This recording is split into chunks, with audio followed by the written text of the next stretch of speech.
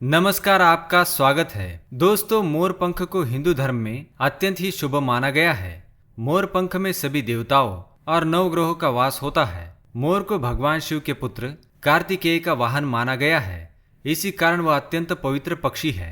पक्षी शास्त्र में भी मोर को शुभता का प्रतीक माना गया है। साथ ही भगवान श्री कृष्ण के मुकुट पर मोर पंख सुशोभित है।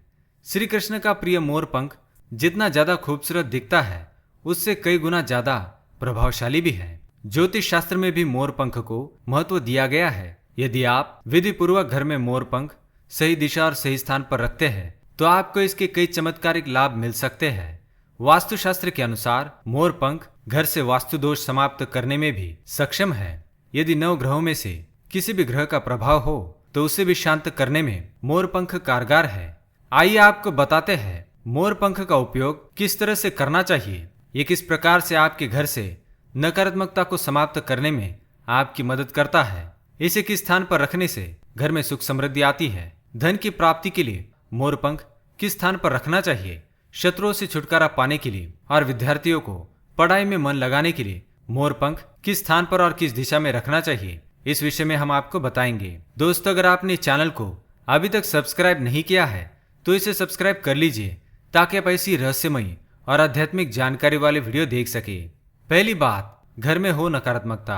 अगर घर में नकारात्मक ऊर्जा है और परिवार के सदस्यों की तरक्की में बाधाएं निर्माण हो रही है तो आप अपने मुख्य द्वार के ऊपर भगवान गणेश जी की प्रतिमा रखें और साथ ही प्रतिमा के दोनों ओर 2 मोर पंख अवश्य लगाए। इससे घर की नकारात्मक ऊर्जा समाप्त हो जाएगी और परिवार के सदस्यों को तरक्की मिलेगी। घर का द्वार यदि वास्तु के विरुद्ध है तो द्वार पर 3 मोर पंख स्थापित करें।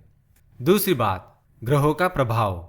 अगर घर में किसी ग्रह का प्रभाव है तो मोर पंख ले और उस पर गंगा जल अथवा शुद्ध जल छिड़के और इसे घर के ऐसे स्थान पर रखे जहां पर यह किसी को दिखाई न दे। इससे ग्रहों के प्रभाव शांत होने में मदद मिलती है।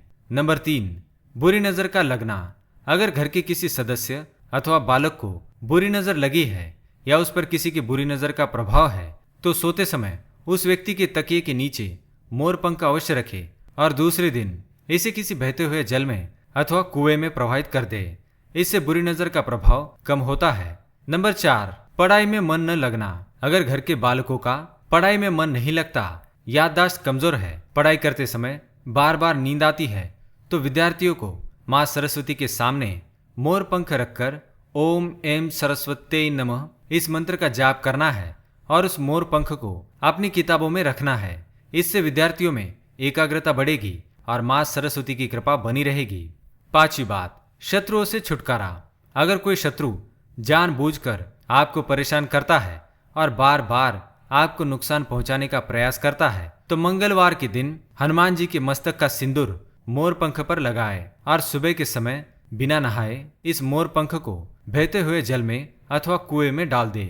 7वीं बात, मनोवांछित फल प्राप्ति के लिए। अगर मन की कोई इच्छा अधूरी है, कई दिनों तक कोशिश करने के पश्चात भी मनवांछित फल प्राप्त नहीं होता, कार्यों में बार बार बाधाएं उत्पन्न होती है, तो आप राधा कृष्ण के मंदिर में जाकर भगवान श्री कृष्ण को मोर पंख चढ़ाए अथवा घर में ही भगवान श्री कृष्ण की मूर्ति पर मोर पंख लगाए और अपनी इच्छाओं के लिए प्रार्थना करें। 6ठी बात, घर में क्लेश। अगर घर के अंदर क्लेश है, पति पत्नी के बीच बार बार झगड़े होते हैं, आपसी प्रेम कम होने लगा है तो उनके बेडरूम में दक्षिण पूर्व की दिशा में मोर पंख रख देना चाहिए। इससे दोनों के बीच में प्रेम बढ़ेगा और आपसी मनमुटाव कम हो जाएगा।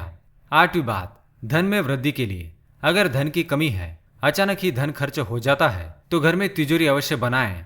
तिजोरी रखते समय ध्यान रहे कि तिजोरी को पश्चिम की दीवार पर सटा कर रखे और इसका मुख पूर्व की दिशा की ओर खुले। इससे देवराज की कृपा दृष्टि बनी रहेगी। साथ ही माँ लक्ष्मी की पूजा में मोर पंख रखकर उसे बाद में तिजोरी में रखे। इससे घर में सुख समृद्धि आती है और धन की कमी महसूस नहीं होती। यदि धन की समस्या आ रही है तो घर के आग्नेय कोण में अर्थात दक्षिण पूर्व दिशा में अपनी कमर से ऊपर कंधे की ऊंचाई पर 2 मोर पंख शुक्ल पक्ष में लगाए। जल्दी धन प्राप्ति के नए अवसर प्राप्त होने लगेंगे। ध्यान रहे कि टूटा हुआ या खंडित मोर पंख कभी इस्तेमाल ना करें। तो दोस्तों, ये थे मोर पंख से जुड़े कुछ महत्वपूर्ण उपाय। माँ लक्ष्मी की कृपा आप पर सदा बनी रहे और आपका घर सुख समृद्धि से भर जाए। जय महालक्ष्मी।